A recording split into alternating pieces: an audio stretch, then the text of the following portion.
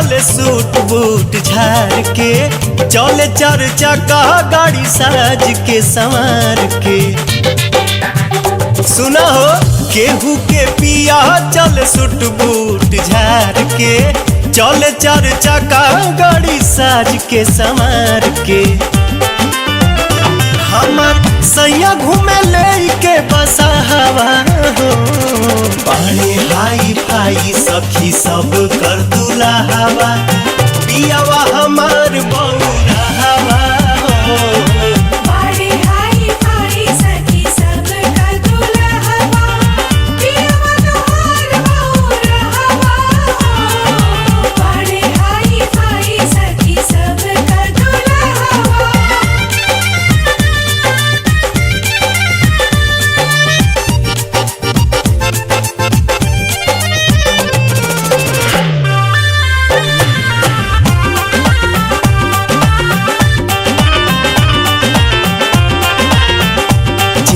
PAN के झकास तोहर पिया झमकावे,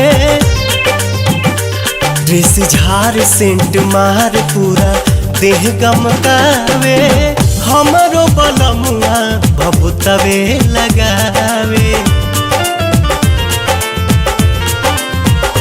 लेके घूमे हमके सगरो जगहवा हो, पानी हाई फाई सखी सब कर दूल्हा हवा, हपियावा हमार बौरा हवा हो।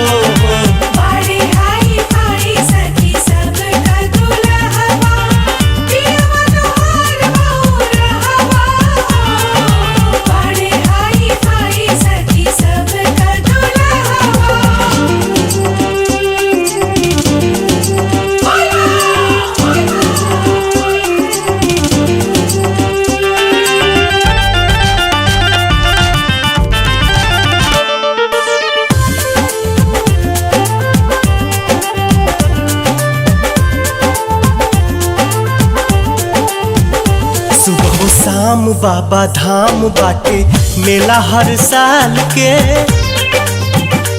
बोले जाए निर्भय हो कंवरिया जल ढार के, सेवका बनौले बड़े पवन प्यारे लाल के। फेरे सबका पे दया के निगाहवा हो, पानी हाई फाई सखी सब कर